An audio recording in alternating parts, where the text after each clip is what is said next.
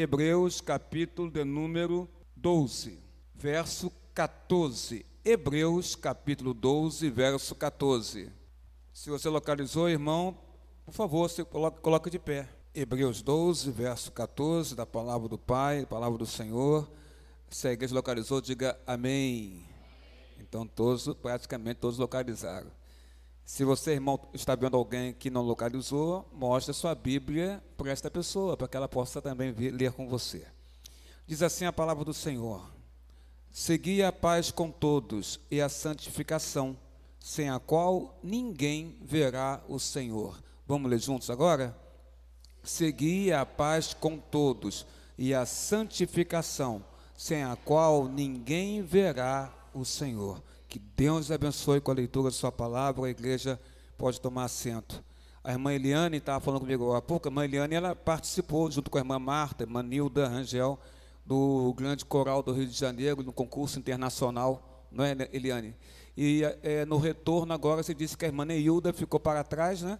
E ela ficou na Dutra, na altura da Serra das Araras, né? E houve um tombamento de um caminhão. O caminhão tombou, parece um acidente, né? E ela está retida até agora lá, o trânsito ficou ficou impraticável devido ao acidente com o caminhão, e a irmã Neilda ainda está na Dutra, querendo voltar para casa. Então, a gente peça as orações dos irmãos para que tudo corra bem, e a nossa irmã e também todas as outras pessoas que lá estão possam ir para as suas casas, retornarem, em nome do Senhor Jesus Cristo. Também queremos informar que ainda não há horário estipulado para o sepultamento da Adriana Gomes Braga. A sua tia Virgínia, a Renata, sua prima, estão aqui e nos informaram, através do diácono Haroldo, que ainda não há, não é isso, Virgínia? Não há horário estipulado ainda. Só amanhã, na parte da manhã, que haverá essa informação, e aí, você passando para mim, eu passo para a igreja, para os irmãos da igreja, para que eles possam comparecer também. A família deseja ter o culto, não é? Na capela, e então a gente pode proceder da seguinte forma: 1 hora antes do sepultamento será o horário do culto, né? Dependendo do horário do sepultamento, 1 hora antes é a hora do culto. A gente pode estabelecer isso. Amanhã basta vir um horário para a gente poder informar os irmãos para comparecerem lá também. Será no cemitério de Irajá. A Adriana, que faleceu e pegou a todos nós de surpresa nesse sentido do falecimento dela no hospital. Pai, mais uma vez em oração estamos sempre recorrendo a Ti em oração. Não somos nada, ó Pai, não somos nem merecedores da salvação que Tu nos deste em Jesus, sabemos disso, e agradecemos a cada dia a Tua bênção, a Tua paz sobre as nossas vidas, sobre a vida da Tua igreja. Deus, mais uma vez te rogamos aqui, iluminar o coração de cada pessoa com Teu Espírito Santo, e Senhor, conforta o coração das pessoas que estão nesta noite, ó Pai, sofridas, entristecidas, chorosas, Senhor Deus, pelos sofrimentos que essa vida nos impõe e pelas circunstâncias das nossas vidas. Abençoa-nos, ó Pai, e como Teu servo, presbítero Ulisses orou, ó Deus amado, usa-nos, Senhor Deus, como Teu instrumento neste lugar, como Teu vaso neste lugar. Reconheço minha pequenez, reconheço meus pecados diante de Ti, e a Ti peço perdão pelos mesmos, ó Pai, e peço que me ajude, Senhor Deus, me oriente, me ilumine com Teu Santo Espírito, para pregar a Tua palavra neste lugar, em o nome de Jesus, agora e para todos sempre, amém, amém e amém, Senhor nosso Deus. O texto que nós temos nesta noite, ele é de extrema, eu diria assim, extrema importância para a vida do cristão, para a minha vida, para a tua vida, para a vida do cristão. Para que você possa, como cristão, alcançar vitória nesta vida terrena, nesta vida aqui na terra, é importante que eu e você pensemos, possamos refletir e praticar nas nossas vidas algo singelo, algo puro, mas forte e necessário, e que deve acompanhar e ser a marca da vida do cristão nesta terra, que é a santidade. E nos últimos tempos, o Senhor Deus tem batido muito nessa tecla, presbítero Peixoto, presbítero Jaime, presbítero Ulisses, que são os presbíteros do nosso conselho, faltando só o presbítero Zé Roberto, que a gente espera em Deus que se recupere logo, no presbítero Jaime, e possa retornar para cá também. O conselho está em oração e a igreja também, em relação a isso, presbítero Zé Roberto. Mas nos últimos tempos, o Senhor Deus tem tocado muito no nosso coração sobre esta palavra, santidade da Guimar, santidade Luiz, tem tocado muito, falado muito a mim sobre isso. E eu sei por quê, né? Porque eu não sou santo, nesse sentido, no sentido de o tempo inteiro estar conectado, não sou assim, e me esforço por isso, para estar conectado com o Senhor sempre, mas como seres humanos que somos, muitas das vezes, né, a nossa humanidade fala mais alto, não deveria. E Deus toca nossos corações, nos mostra nossos erros, nos mostra nossas falhas, e nos mostra que temos que melhorar, e nos mostra, fala essa palavra, toca nessa palavra, fala com o meu povo sobre santidade, como eu falo para você sobre santidade, porque sem santidade é impossível ver a Deus. Aquele que nos conduz à vitória é o Senhor, e sem santidade é impossível podermos ver este Deus que nos conduz à vitória nas nossas vidas, e muito menos sem santidade será possível alcançar a vitória. Coloco para vocês isso nesta noite. Hoje em dia é muito comum as pessoas quererem a Jesus, ao Senhor Jesus, quererem a Ele, quererem estar com Jesus, mas quererem ao mesmo tempo estar com o pecado. É comum hoje isso, querer estar com Jesus e querer estar com o pecado também. Só que eu digo para você que não é possível estar com Jesus e ao mesmo tempo estar com o pecado também, porque Deus nos chama para a santificação. Se você observar 1 Tessalonicenses, capítulo 4, versículo 3, parte A, que eu vou ler para você aqui agora, mas estou citando ele para que você possa anotar, escrever na sua Bíblia, num papelzinho, e poder ler em casa, ler esses textos que eu vou citar durante a mensagem. 1 Tessalonicenses, capítulo 4, versículo 3, parte A, ou seja, parte inicial do versículo, que diz, a parte A diz assim, parte B, perdão, pois esta é a vontade de Deus, a vossa santificação. Paulo fala aos crentes da igreja de Cristo em Tessalônica, ele diz, pois esta é a vontade de Deus, a vossa santificação. Deus deseja que a igreja dele seja uma igreja que busque a santificação, que seja uma igreja santa, e santa no sentido de ser separada por Ele mesmo, pelo Senhor Deus. Então que essa igreja busque a santificação, e o apóstolo Paulo dá essa recomendação à igreja de Tessalônica. Quando uma pessoa recebe Jesus como seu Senhor e Salvador da sua vida, o Espírito Santo passa a habitar no coração dessa pessoa. O Espírito de Deus habita e não mais sairá do coração dessa pessoa, ele passa a habitar no coração dela. E o Espírito Santo é comparado lá em 1 João, capítulo 9, versículo 3, vou repetir, 1 João 9, verso 3, o Espírito Santo é comparado a uma semente divina. O Espírito Santo é comparado à semente divina, que é plantada em nosso interior. E qual é, então, a intenção de Deus em plantar a semente divina em nosso coração, que é o Espírito Santo, que nos convence do pecado, da justiça e do juízo, e nos mostra que Cristo verdadeiramente é nosso Senhor e Salvador. Qual a intenção de Deus? A intenção de Deus é plantar em ti a semente divina, que é, irmão, o Santo Espírito em você. A intenção é nos santificar. Deus deseja nos santificar. 1 João 9, verso 3. Santidade então significa estar separado para Deus. O santo é aquele que é separado por Deus. Santidade significa estar, eu e você, igreja, separados para alguém. Quem é esse alguém? É Deus. Separados por Deus, para o Senhor. Ou seja, cada dia das nossas vidas precisamos nos separar do pecado, essa que é a verdade, que nos cerca, para nós nos aproximarmos de Deus. Porque sabemos que o pecado que nos cerca, o pecado nos afasta de Deus. Então eu tenho que, cada dia da minha vida, eu preciso me separar do pecado, para me aproximar de Deus. E à medida que você obedece os ensinamentos que tem a Bíblia Sagrada, mais você se aproxima de Deus, mais você se aproxima do Senhor, e mais as pessoas e você mesmo começam a ver mudanças positivas na sua vida. Porque quanto mais você se aproxima do Senhor Deus, mais você está perto de Deus, mais você se afasta do pecado e se aproxima do Senhor Deus, você olha na sua vida e em todas as áreas da sua vida, e você vê mudanças positivas ocorrerem na sua vida, no seu coração. Eu gostaria de lembrar também que Deus não somente nos pede para viver em santidade, mas Deus nos dá habilidade para vivermos, Maria Dantas, em santidade. Ele não pede somente que eu tente viver em santidade, mas Ele me dá condição para isso. Ele me dá habilidades para isso.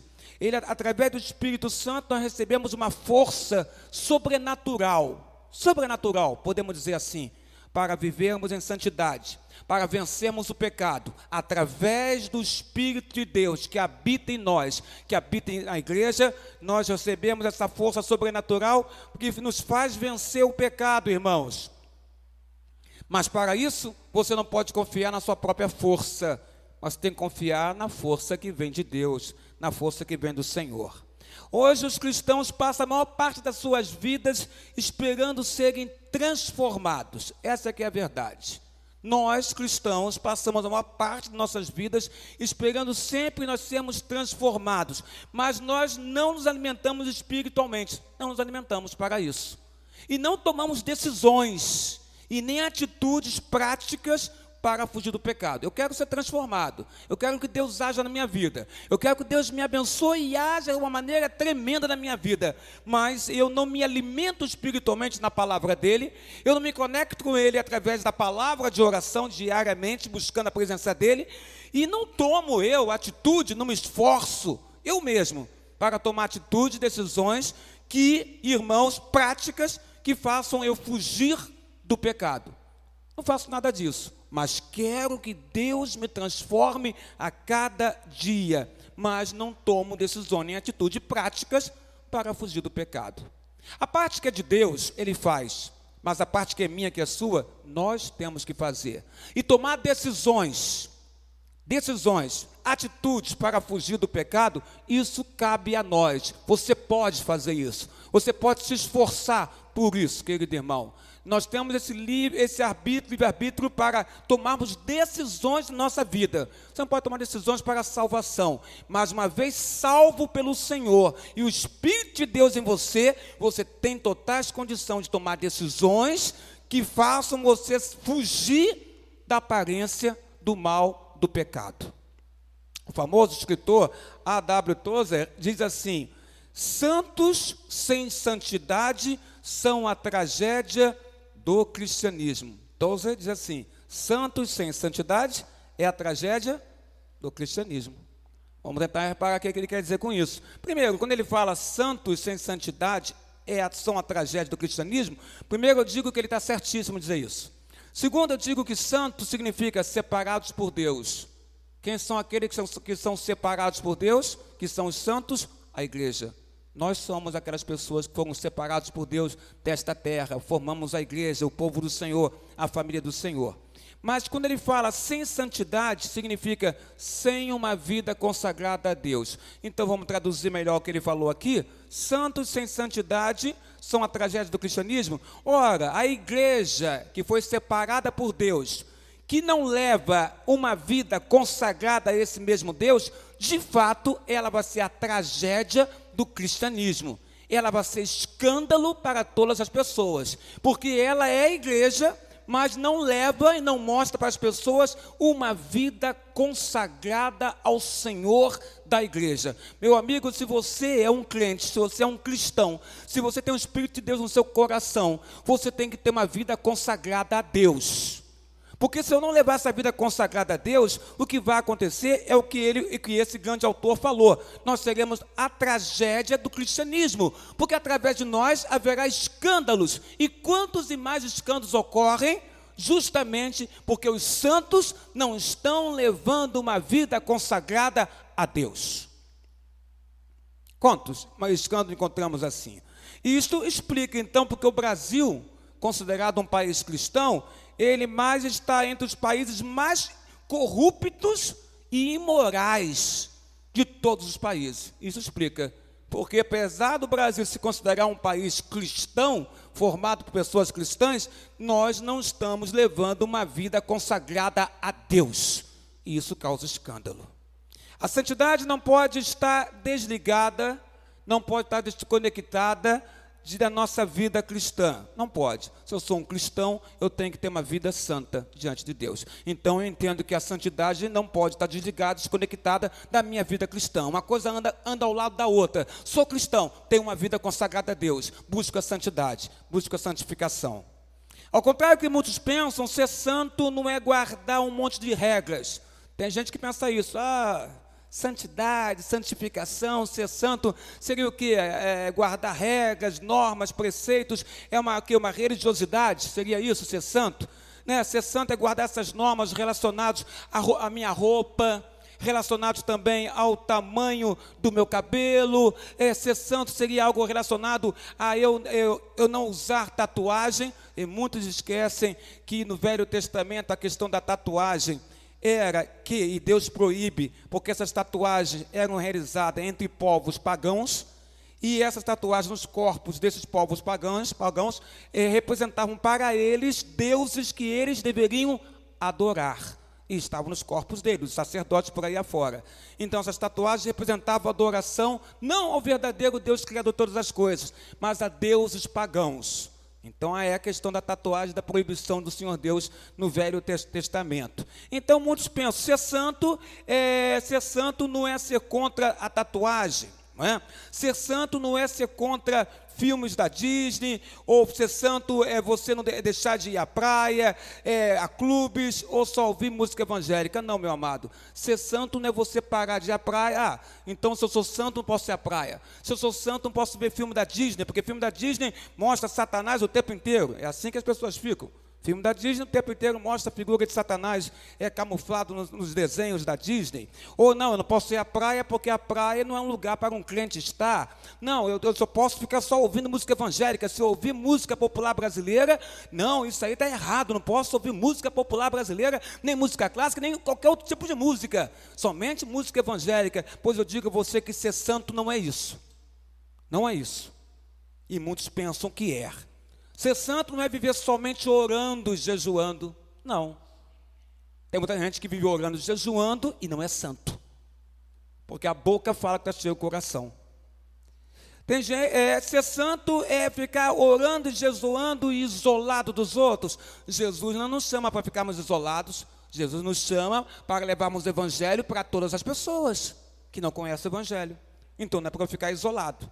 Ser santo não seria isso. Ser santo seria então andar sempre de terno e gravata? Nós andamos, né? Mas sabemos que ser santo não é isso. Andar somente de terno e gravata não é isso somente não. Para muitos a santidade está ligada a essas coisas. Não ir à praia, não posso ver desenhos da Disney, não posso ir a clube. Essas coisas então mostram que eu, não fazendo essas coisas, eu sou uma pessoa santa. Para muita gente ser santo é isso. Mas eu digo para você que não. Eu não acredito que essas coisas sejam suficientes para mostrar e fazer com que eu seja santo. Não. Porque tem muita gente que usa terno, e eu uso, e nós usamos aqui, usamos terno, não é? Muita gente que deixa de ir à praia, ou deixa de ir a clube, ou só quer ouvir música evangélica, não quer ouvir música que não seja evangélica. Muita gente que faz isso, mas olha, isso não tem poder suficiente para ela parar, por exemplo, aqui, querido irmão, para ela acabar com a ganância que ela tem no coração. Não é suficiente. Não é suficiente para que ela pare com a inveja que ela sente de outras pessoas. Não é suficiente para que ela pare de fazer fofocas com o nome de outras pessoas. Não é suficiente para que ela pare de cobiçar coisa que não pertence a ela e que pertence ao seu próximo. Não é suficiente para ela parar de manifestar uma raiva no seu coração que ela disfarça com um sorriso. Não é suficiente para ela parar de mentir e ela mente o tempo inteiro. Então ser santo não é estar pegado a regras e preceitos, como agora eu falei, mas ser santo tem muito a ver com intimidade com Deus, intimidade com o Senhor. Isso tem a ver ser santo. E faltou dizer dos pensamentos impuros, pecados sexuais, porque nenhuma destas abstinências a estas coisas, a estas regras, tornam um homem santo. As que tornam um homem santo, querido irmão e irmã, é a intimidade que ele tem para com Deus. O apóstolo Paulo fala sobre regras e preceitos, e olha o que ele diz. Colossenses capítulo 2, versículo 23. Paulo falando aos crentes de Colossos. Essas regras têm de fato aparência de sabedoria. Está vendo? Aparência somente, mas não é algo sábio. Com sua pretensa religiosidade, com a sua falsa humildade e com a sua severidade com o próprio corpo, mas não tem valor algum, diz Paulo, para refrear os impulsos da carne. Regras e preceitos que querem nos mostrar o que é ser santo, não faz de você uma pessoa santa ou buscando a santificação. O que faz de você uma pessoa santa buscando a santificação é a intimidade que você tem com Deus, com o Senhor. Para ter uma vida santa é necessário, então, estar conectado a Deus, ser íntimo do Pai, ter relacionamento profundo com o Pai. E para se ter um relacionamento profundo com Deus Santo, é necessário santidade. Santidade. E isto, eu digo, não é opção. Santidade, meus amigos, não é opção. Santidade nunca será opção. Santidade, na palavra de Deus, é mandamento do Senhor. Levíticos capítulo 19, versículo 2. Fala toda a congregação dos filhos de Israel, e diz-lhes: santos sereis, porque eu, Senhor vosso Deus, sou santo. Santidade para Deus não é opção para o crente. Santidade para Deus é um mandamento do Senhor. Santos sereis, diz Deus, porque eu, Senhor vosso Deus, sou santo. A santidade nos permite experimentar algumas coisas que são fruto de um profundo relacionamento com o Pai. E eu vou mostrar para vocês algumas coisas aqui. Primeira coisa, ver a Deus. A santidade nos faz ver a Deus. Está lá, Hebreus 12, 14, que foi o tema do texto que eu li no início da mensagem.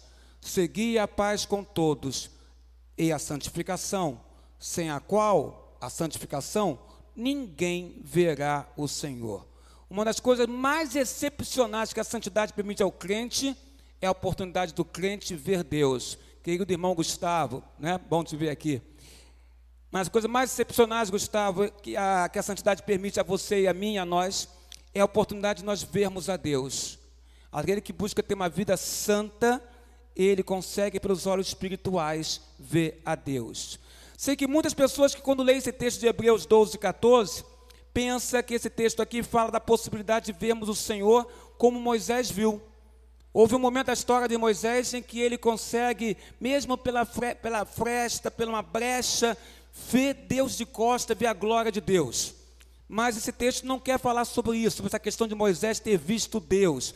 Esse texto quer se referir à possibilidade de nós entrarmos no paraíso, de nós termos uma vida com Deus, de nós conhecermos o reino do Senhor, nós conhecemos a morada do Altíssimo, porque Ele faz, olha irmão, olha querido filho, Deus fala, segui a paz com todo e a santificação, porque sem essa paz, sem seguir essa paz e sem essa santificação, ninguém vai ver a Deus. Para pensar agora, seguir a paz com todos, então eu tenho que me esforçar para ter paz com todas as pessoas, seria isso? E o que mais que ele fala? E a santificação. O que é santificação? Uma vida consagrada a Deus. Por quê? Olha, porque se você não fizer isso, ninguém verá ao Senhor. Ele coloca aqui. Não é à toa que a salvação exige conversão. Quem é salvo em Jesus é convertido pela ação do Espírito Santo. Essa conversão leva ao quê? Arrependimento sobre as nossas vidas. E esse arrependimento nos leva a buscar o quê? Santidade. Eu me arrependo dos meus erros. E ao me arrepender dos meus erros, eu quero ver, através do Senhor Deus, pela ação do Espírito Santo, eu vejo conserto na minha vida. E esse conserto me faz buscar ter uma vida mais consagrada, dedicada a Deus. Esse texto, então, torna-se para mim um alerta. Seguir a paz, Carlos. E busca a santificação. Por quê, meu Senhor? Porque sem essa paz e santificação, ninguém verá ao Senhor. É um alerta para nós alcançarmos a maior vitória das nossas vidas. Para alcançarmos a maior vitória das nossas vidas, precisamos cumprir a ordem do Senhor. Siga a paz com todos e busque uma vida santa diante de Deus. Aí você vai ver o Senhor nosso Deus. Esse texto também nos chama a atenção para o nosso modo de viver. Então, por quê? Santidade tem que ser para nós um estilo de vida. Olha a diferença agora. O cristão tem que ser conhecido por este estilo de vida, que é uma vida santa diante do Senhor. Ele fala, segui a paz com todo. Existe muita gente que quer ser santo, mas ainda não aprendeu o que a Bíblia fala, amar o próximo, mas quer ser santo. Tem muita gente que quer ser santo, mas ainda não aprendeu a tratar as pessoas com consideração, com respeito, com educação, com carinho e, acima de tudo, viver uma vida de modo digno de ser chamado uma cristã ou um cristão. Porque sabemos que ser santo é ser separado, pois fomos separados por Deus. E Deus quer que nós vivamos a sua palavra e vivamos o seu amor em paz. Jesus resume essa palavra de maneira tremenda.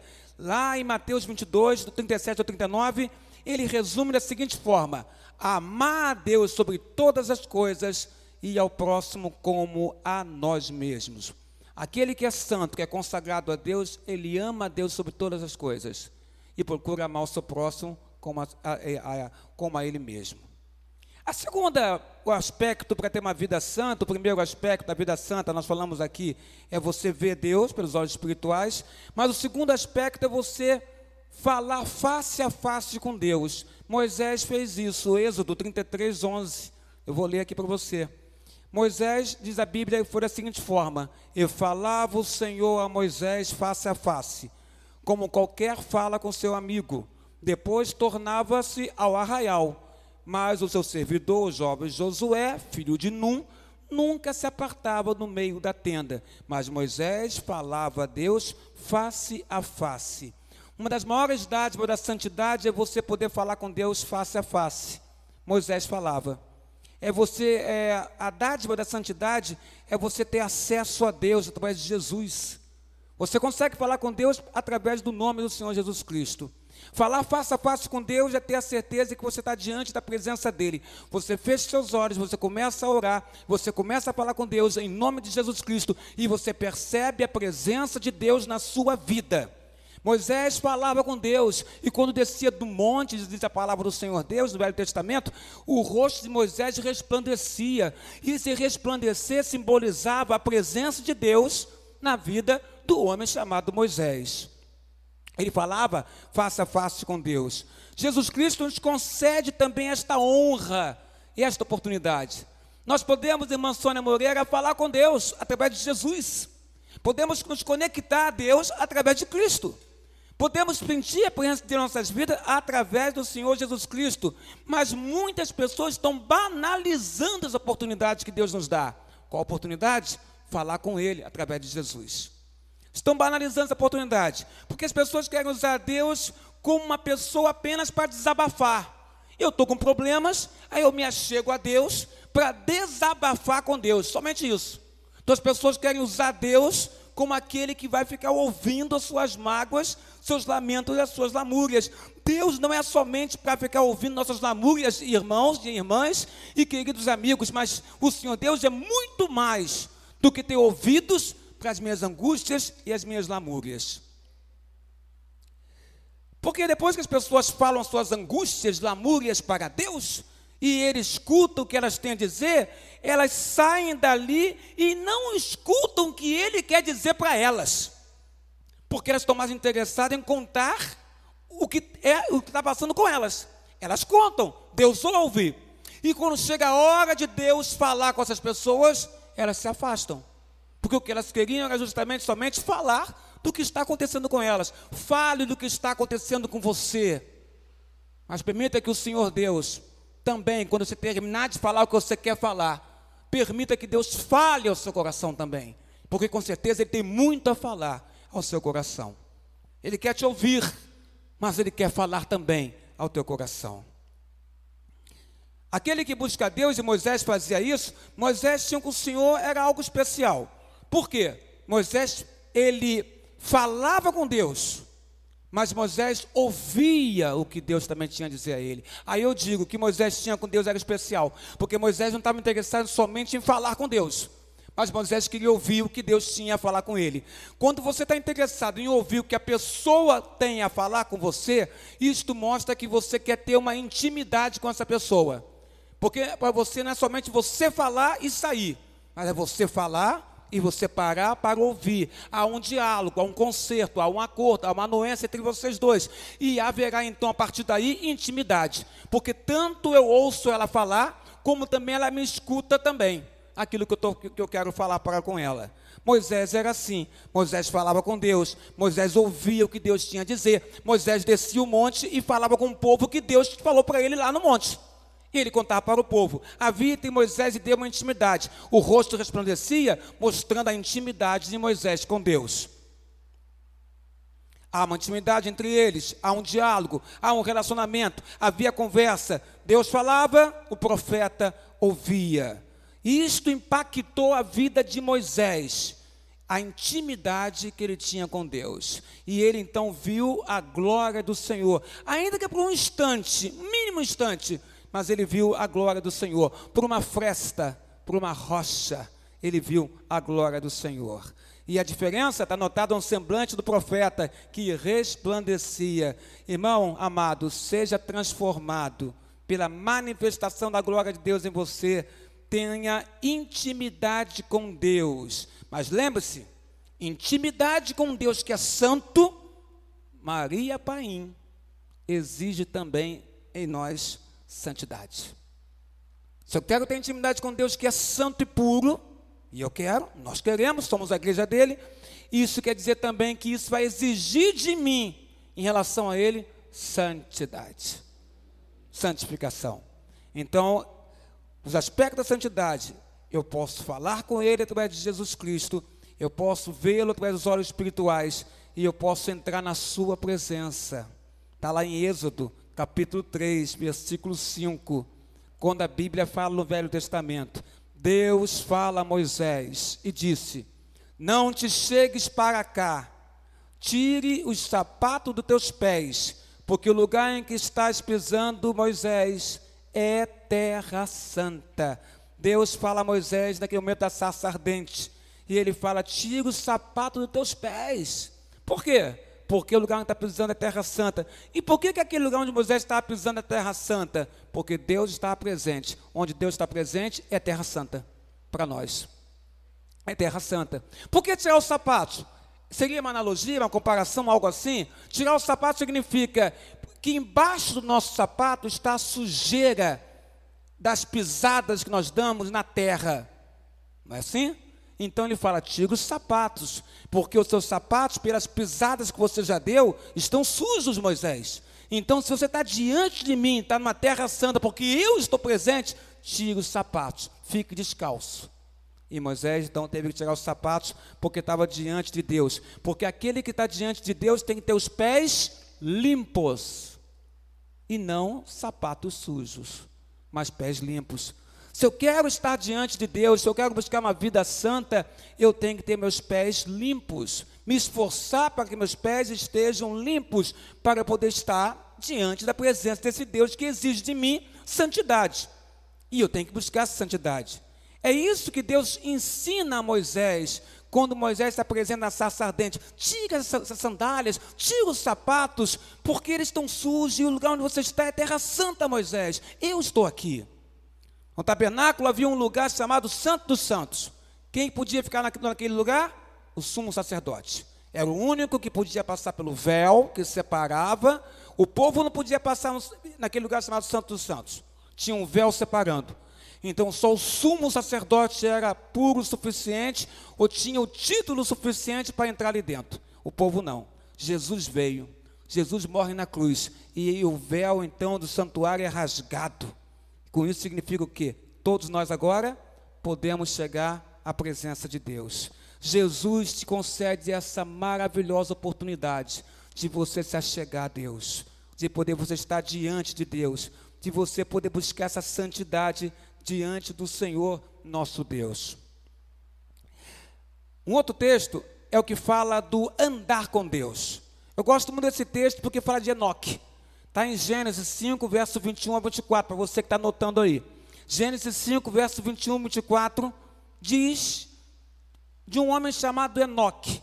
E ele tem uma característica, ele anda com Deus. Diz assim a Bíblia Sagrada: e viveu Enoque 65 anos e gerou a Matusalém. E andou Enoque com Deus, depois que gerou a Matusalém, 300 anos e gerou filhos e filhas. E foram todos os dias de Enoque 365 anos. E andou Enoque com Deus, e não apareceu mais, porquanto Deus para si tomou a Enoque. Esta é uma história fantástica. É um homem que anda com Deus, e depois Deus toma ele. Ele não vê a morte, Deus o toma para si, e leva para o seu reino. Como é que acontece aqui? O que chama a atenção aqui é o nível de intimidade de Enoque com Deus. O escritor bíblico relata: Enoque andava com Deus, a ponto de Deus não o deixar experimentar a morte, e o tomar para si. No último versículo você vê: porquanto Deus para si o tomou. Sabe o que acontece? Muitas vezes nós nos achamos tão santos, tão espirituais, mas se formos parar para pensar, nós temos que pensar da seguinte forma: será que eu de fato sou tão espiritual quanto eu penso ser? Será que eu sou tão santo quanto eu penso ser? Será que eu estou andando com Deus? Porque Enoque andou com Deus. Enoque tinha intimidade com Deus, porque andar com Deus significa seguir na mesma direção. Se ele seguia na mesma direção, ele era alguém que concordava com aquilo que Deus falava, andava junto, seguia junto, concordava com o que Deus falava, servia a Deus, era submisso a Deus. Isso significa andar com Deus. Teve um irmão que me perguntou uma vez isso: o que significa andar com Deus? Eu quero andar com Deus, mas eu não sei o que é andar com Deus. Andar com Deus é concordar naquilo que Deus fala. Andar com Deus é você seguir concordando naquilo que a Bíblia Sagrada, que é a palavra de Deus, passa para nós. Quem concorda e pratica o que a palavra de Deus fala na Escritura Sagrada, está andando com Deus. Quem busca estar conectado com o Senhor através da palavra de oração, está andando com Deus. Porque a exemplo de Moisés, quanto mais você ora e busca a presença de Deus, quando você abre os seus olhos após uma oração, você está cheio da presença de Deus na sua vida. É assim que acontece. Então isso é andar com Deus. Andar, seguir o mesmo caminho, mesma direção, ser companheiro, concordar com o que Ele, Deus, coloca para nós. Isto é, e eu expliquei para essa pessoa, isto é andar com Deus. Mas aí eu volto a perguntar, vamos refletir: será que eu ou nós estamos andando com Deus? Estamos imitando a este homem chamado Enoque? Nós estamos caminhando com o Senhor? No sentido que aquilo que Deus coloca em sua palavra para nós fazermos e buscarmos a Ele, nós estamos fazendo. A nossa vida está sendo uma vida consagrada a Deus mesmo de fato. Estamos buscando ter essa intimidade com o Senhor. Aí eu tenho que lembrar de um livro antigo, mas que eu vou dizer o título aqui, acho que a maioria vai lembrar. Eu acredito que sim. Talvez um ou outro não lembre. Mas tem um livro, que é um livro bem conhecido, que fala assim: em seus passos, que faria? Então o pessoal lembrou, não é? Que faria Jesus. Já leu esse livro? Se não leu, conhece de título pelo menos, né? É um livro que conta a história de um homem que lançou um desafio numa igreja de uma cidadezinha, onde os membros dessa igreja toparam o desafio dele. O desafio era o seguinte: vamos viver em santidade e fazer aquilo que Cristo faria se estivesse caminhando os nossos passos. Por isso o título fala: em seus passos, igreja, o que faria Jesus? A cidadezinha, aquele povo da igreja topou o desafio, e em tudo que eles faziam na vida deles, eles pensavam: espera um pouco, se Jesus estivesse aqui, na minha situação, o que Ele faria em meu lugar? E aquilo mudou a maneira de pensar daquele povo. E eu acredito que se nós pensarmos dessa forma também, poderá mudar a nossa maneira de agir também. Se eu parar para dizer assim, olha, nessa situação que eu estou passando aqui agora, o que Jesus Cristo faria se estivesse no meu lugar? Como ele pensaria? Como ele agiria? Se você começar a colocar essa interrogação em tudo que você fizer na sua vida, o que Cristo faria no meu lugar? Agora, nesse momento, a sua vida vai mudar. Porque você vai observar que aquilo que você iria fazer não era certamente o que Cristo faria. E aí você tentando obedecer a Cristo, a sua vida vai se modificar. Você vai ter uma vida, irmão, consagrada a Deus, uma vida santa. Agora eu te digo uma coisa, essa santidade ela transforma a gente. E é uma transformação extraordinária. Porque a gente observa que aquilo que éramos, não somos mais. O que pensávamos, não pensamos mais. O que fazíamos, não fazemos mais. Ou lutamos para não fazer, mesmo que venha à vontade. Mas se nada está mudando em nós e ao nosso redor, tem algo errado. Tem algo errado. Se nada está mudando ao nosso redor, na nossa vida, tem algo errado. Talvez, e certamente é isso, nós não estamos andando com Deus. E por isso que as coisas não estão correndo como nós pensamos ou pensávamos que deveriam correr. Porque não estamos andando com o Senhor. Talvez até a gente caminhe, Presbítero Peixoto, Presbítero Jaime, alguns passos com Jesus. Eu acredito até que isso aconteça. A gente caminha alguns passozinhos com o Senhor Jesus, né? Você vai, anda um pouquinho com Ele, um pouquinho. Aí quando chega aqui, você se esquece dele. Ele fica para trás e você anda sozinho. Porque a partir dali, você quer andar com a sua cabeça, com a sua mente, com os seus pensamentos. Eu até acredito que a gente ande um pouco com Deus. Acredito nisso. Alguns passos, mas logo esquecemos dele e queremos andar sozinhos. Um grande passo para uma vida vitoriosa é santificai-vos e achegai-vos a Deus, pois nele nós seremos mais do que vencedores. Segui a paz, querido irmão. Segui a paz. Busque a santificação, sem a qual ninguém poderá ver a Deus. E quer saber? Eu quero ver Deus. E eu creio que você também quer ver o Senhor. Então sigamos a paz com todos. Busquemos a santificação para que possamos ver o nosso Senhor. E como Enoque, que nós possamos caminhar em concordância com o nosso Deus.